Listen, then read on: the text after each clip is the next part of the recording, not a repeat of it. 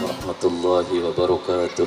Saudaraku yang dimuliakan oleh Allah Subhanahu wa taala, bersyukur karena malam hari ini kita dikumpulkan oleh Allah Subhanahu wa taala di tempat yang sangat istimewa, tembus ke atas langit. 1, 2, 3 sampai 7.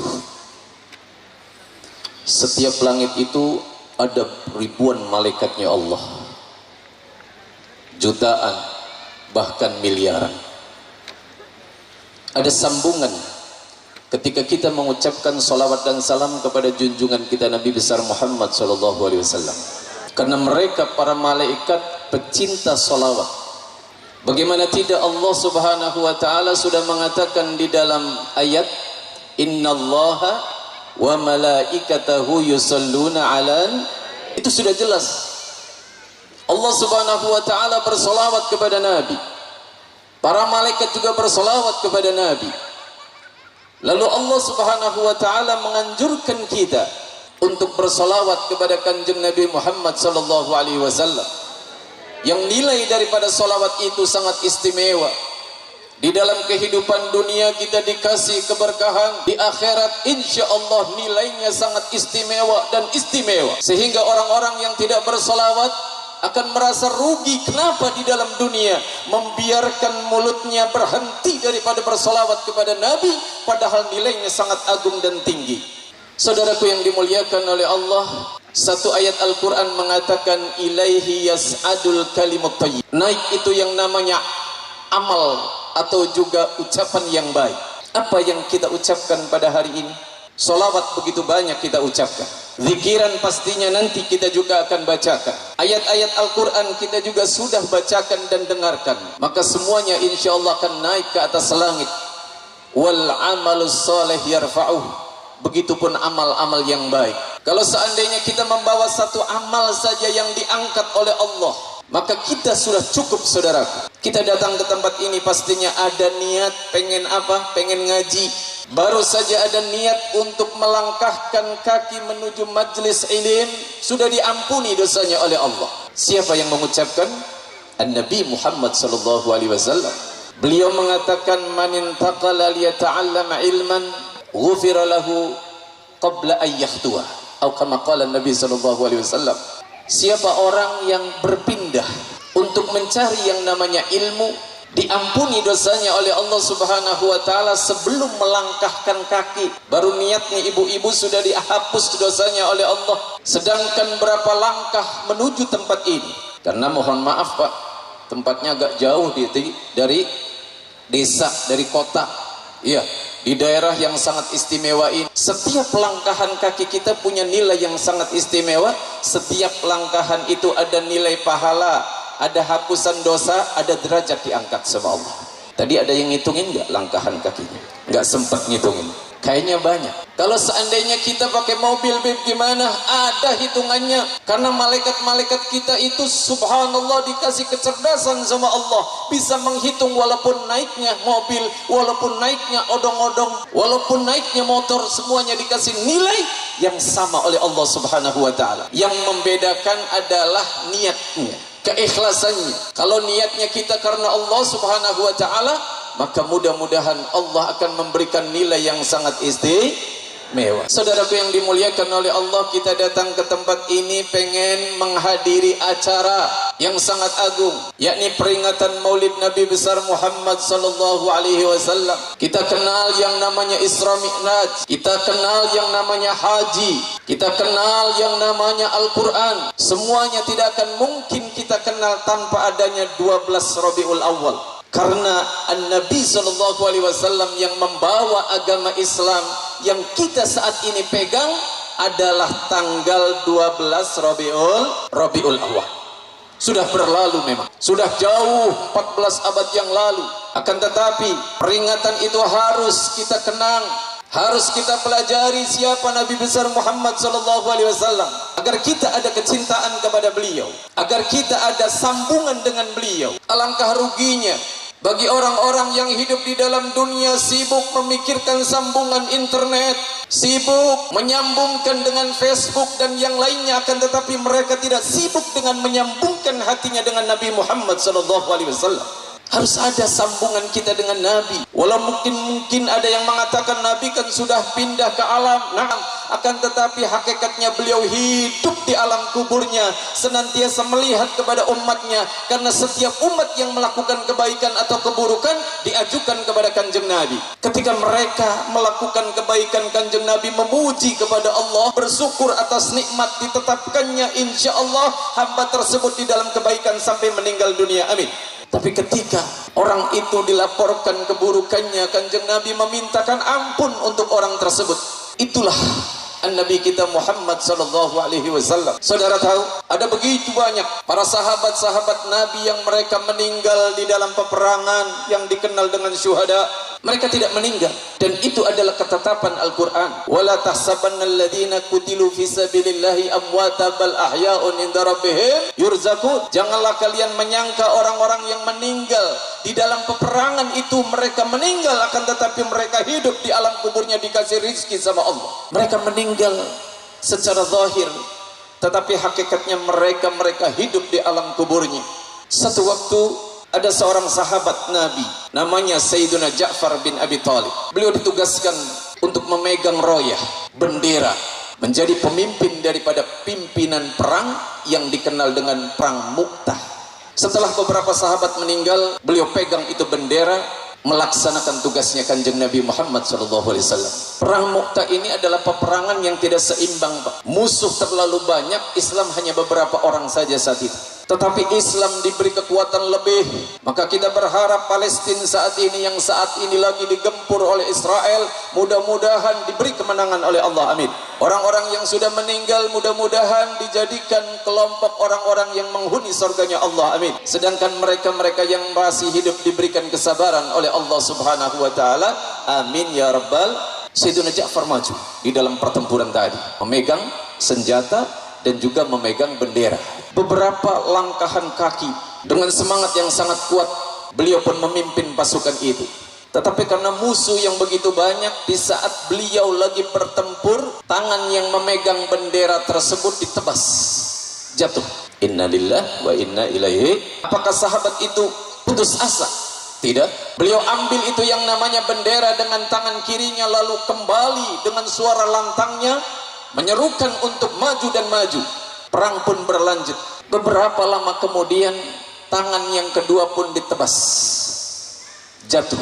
Subhanallah, kedua tangan sudah ada di bawah. Akan tetapi beliau adalah seorang pejuang yang sejati. Beliau langsung ambil itu dengan kedua lengannya. Di dekat itu yang namanya bendera, langsung beliau pun mengumandangkan dengan suara yang lantang untuk maju kembali di dalam pertempuran.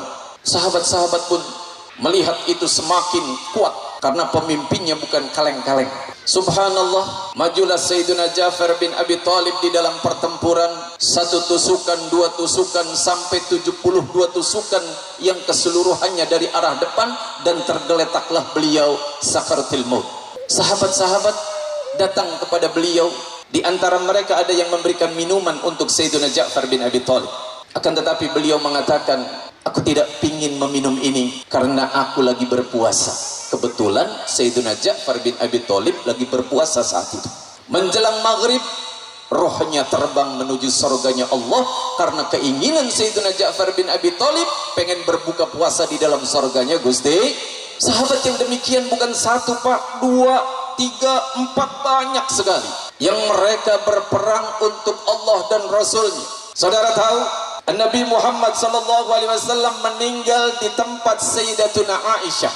Akan tetapi kalau kita lihat sejarah, di dalam peperangan Khaybar, Kanjeng Nabi Muhammad disuguhin yang namanya makanan, yang makanan itu sudah diracun oleh seorang perempuan Yahudi, sehingga Rasulullah memakan sedikit. Walaupun kemudian kambing itu mengatakan kepada Rasulullah, jangan makan kami ya Rasulullah, sebab kami sudah diracun. Akan tetapi ada beberapa sahabat yang sudah makan dan meninggal dunia. Nabi Muhammad SAW dari makanan itu ada rasa sakit, sehingga al-ulama mengatakan bahwa Nabi Muhammad SAW walaupun meninggal di pangkuan Sayyidatina Aisyah, akan tetapi beliau mendapatkan pahala syuhada. Sallu ala Muhammad. Saudara yang dimuliakan oleh Allah, hubungan kita dengan Nabi harus kita jalin, karena kita adalah umatnya. Coba kita lihat, begitu banyak para sahabat-sahabat Nabi yang cintanya kepada Nabi dahsyat. Saat ini beliau-beliau sudah berada di dalam sorga beserta beliau. Kita-kita yang ada di tempat ini untuk mengikuti jejak para sahabat tidak bisa. Untuk mengikuti jejak para tabi'in tidak bisa. Untuk mengikuti jejak para tabi'ut tabi'in juga tidak bisa. Lalu bagaimana agar kita bisa kumpul beserta Nabi Muhammad SAW di dalam surganya? Jadilah menjadi kelompok yang mirip-mirip dengan mereka. Karena kata Nabi SAW, man tashabba biqaumin fahuwa minhum. Siapa orang yang menyerupai satu kelompok, maka menjadi kelompok yang saat itu ada. Kita saat ini berkumpul bersama untuk mendengarkan ucapan-ucapan yang istimewa, ucapan-ucapan yang baik. Yang pasti ucapan yang baik itu sumbernya dari mana? Dari Kanjeng Nabi. Ucapan yang baik sumbernya dari Kanjeng Nabi, sedangkan ucapan yang buruk sumbernya dari syaitan. Kita yang ada saat ini, telinganya lagi mendengarkan hal-hal yang baik, maka telinga ini ada sambungan dengan Kanjeng Nabi Muhammad. Lisan kita saat ini mengucapkan yang baik, maka lisan kita ada sambungan dengan Nabi Muhammad. Duduknya kita di tempat ini adalah duduk yang baik, sambungan kita dengan sambungan duduknya dengan para sahabat di saat mereka duduk dengan Nabi Muhammad SAW. Maka sambungan ini harus kita jaga. Kata ulama, alliku qulubakum bimahabbatihi sallallahu alaihi wasallam, eratkan hubungan kita dengan Nabi Muhammad sallallahu alaihi wasallam, karena ketika kita ada erat hubungannya dengan Nabi, insyaallah jaminannya adalah kumpul beserta beliau. Amin ya rabbal. Pengen kumpul sama Nabi, Pak? Bu, pengen kumpul sama Nabi apa pengen kumpul sama suami? Pengen kumpul sama suami. Iya. Di mana? Di sorganya Gusti Allah yang ada Kanjeng Nabi. Apakah suaminya bisa masuk ke dalam sorga? Bisa. Siapapun bisa masuk ke dalam sorga, karena orang-orang yang ada di tempat ini sudah ada titipan yang sangat bernilai yang tidak bisa diganti dengan dunia dan seisinya. Apa? Kalimat la ilaha illallah. Kita meminta kepada Allah agar kalimat itu ketika kita berada di alam kubur kita bawa, agar ketika kita nanti dibangkitkan oleh Allah Subhanahu wa taala di padang mahsyar kita bawa, agar ketika kita di saat ditimbang di mizan kita bawa, agar ketika kita melewati sirat kalimat itu kita bawa, agar ketika kita mengetuk pintu kita bawa, karena kunci daripada kunci sorga itu adalah kalimat la ilaha illallah. Nabi Muhammad mengatakan miftahul jannah la ilaha illallah. Kunci surga itu adalah la ilaha illallah. Kita ini adalah orang yang beruntung, saudaraku. Bayangkan mereka-mereka yang hidup di luaran sana. Mereka diberi kekayaan yang banyak oleh Allah. Akan tetapi mereka tidak ada satu kalimat pun la ilaha illallah yang ada di dalam hatinya. Ketika mereka meninggal dunia, selamanya di dalam api nerakanya Allah. Selamanya. Mereka-mereka yang saat ini dikubur saja, mereka pengen hidup kembali ke alam dunia dan mengatakan Rabbi laula akhartani ila ajalin qarib fa saddaqa wa kum minas solihin. Mereka pengen hidup kembali ke alam dunia untuk menjadi orang yang soleh, untuk bisa bersedekah. Akan tetapi mereka sudah berada di alam kubur. Subhanallah, Pak. Mereka yang di alam kubur itu pengen cepat datangnya kiamat, disangkanya setelah kiamat itu selesai, padahal kiamat itu barulah menuju ke alam yang langgeng selamanya. Karena kita tahu Nabi Muhammad SAW pernah mengatakan al-qabru awwalu manzil min manazilil akhirah, fa inna ja sahibu fama ba'dahu aisar wa man lam yanju fama ba'dahu asyad. Kuburan pertama kali orang masuk ke alam akhirat. Ketika di alam kubur kita sudah mendapatkan kenikmatan, maka kesananya akan mendapatkan kenikmatan yang lebih. Tetapi kalau di dalam kuburnya kita sudah mendapatkan siksa, kesananya lebih parah lagi. Dan perlu Anda ketahui bahwa pertama kali yang ditanya di alam kubur adalah tentang siapa? Tentang Nabi Muhammad sallallahu alaihi wasallam. Beliau katakan akthiru minas salati alayya fa inna awwala ma tus'aluna fil qabri anni. Perbanyak daripada salawat. Karena yang namanya salawat itu, kata beliau, Yang pertama kali ditanya di alam kubur itu adalah tentang aku, kata Nabi besar Muhammad sallallahu alaihi wasallam. Saudara yang dimuliakan oleh Allah Subhanahu wa taala, saya pengen bahwa semua yang hadir di tempat ini mendapatkan kebahagiaan ilmu yang banyak. Jadi ada kalimat lam yahtalim qattuha mutlaqan abada. Kanjeng Nabi itu tidak pernah ikhtilam. Tahu ikhtilam tidak? Mimpi basah itu namanya ikhtilam. Saya yakin semua yang hadir pernah ikhtilam, ya.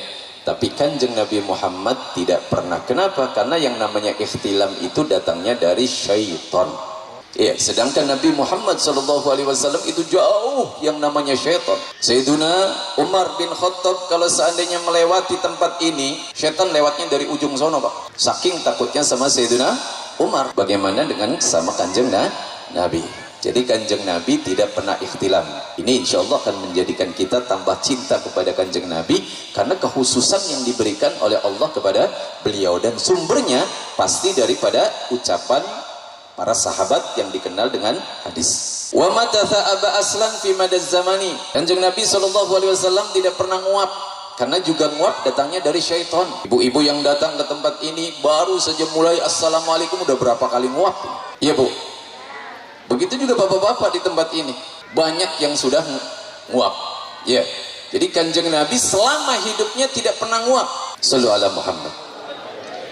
Min huddawabu falam tahrub wa ma waqa'at dubabatun abadan fi jismihil hasan. Dawab itu binatang, Pak. Jadi binatang itu tidak ada yang lari kalau ketemu kanjeng Nabi. Beliau punya binatang-binatang kecil di rumahnya. Kalau mungkin saat ini ada ayam, ya, ada kelinci dan yang lainnya.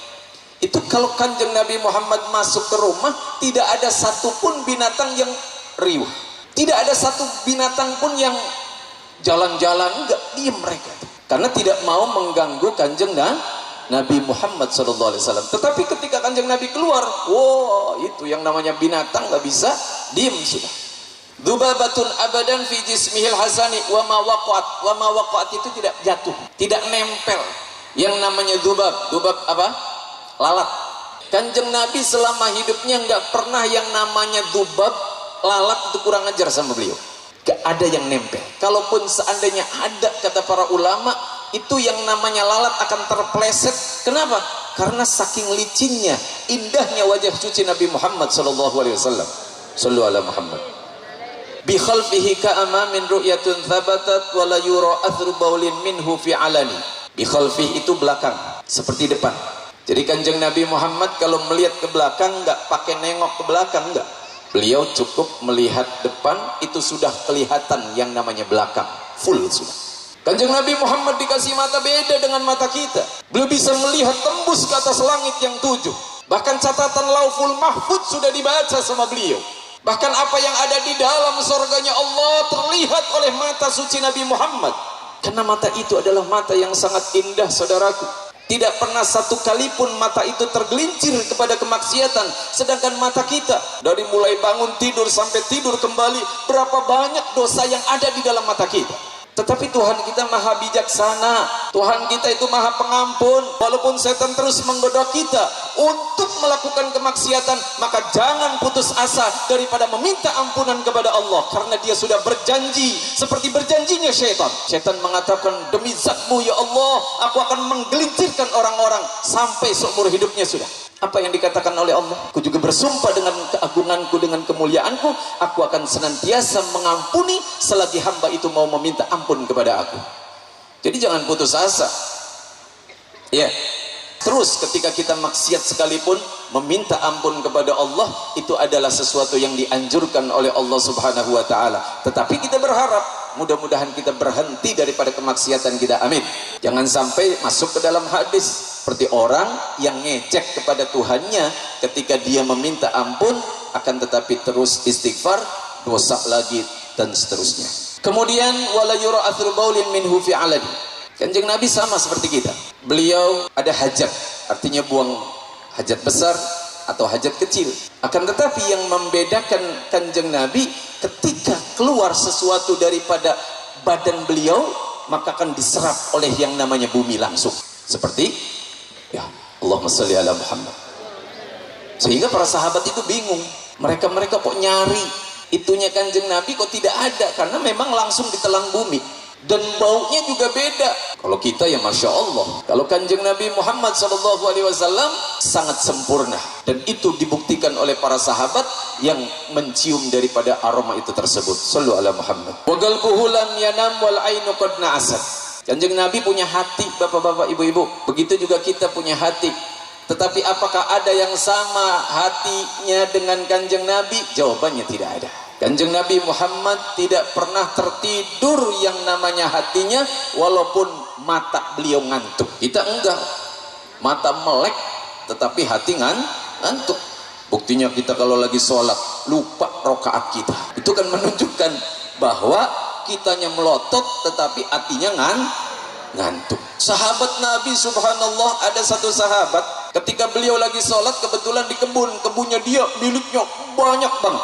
Subhanallah, pas lagi sholat itu melihat ada burung-burung yang terbang, ya, hinggap dari satu dahan ke dahan yang lain. Dia menyaksikan, lupa sholatnya. Sahabat itu akhirnya begitu lupa, begitu salam dia bersumpah, ya Allah, pohon ini, kebun ini telah melalaikan aku darimu, maka saat ini kebun ini sudah tidak menjadi milikku lagi. Aku berikan kepada Nabi Muhammad untuk perjuangan Islam. Sallu ala Muhammad. Oh, kalau kita kayak gitu, Masya Allah banget ya. Allahumma salli ala Muhammad. Wala yara dhillahu fi syamsi dhu fatoni. Dhu fatoni itu adalah orang yang cerdas. Jadi ketika di waktu siang kita berjalan atau sore, itu kan pasti ada bayangan-bayangan. Kanjeng Nabi nggak punya bayang-bayangan, Bu. Jadi Kanjeng Nabi SAW itu memang nggak ada bayangannya. Kenapa?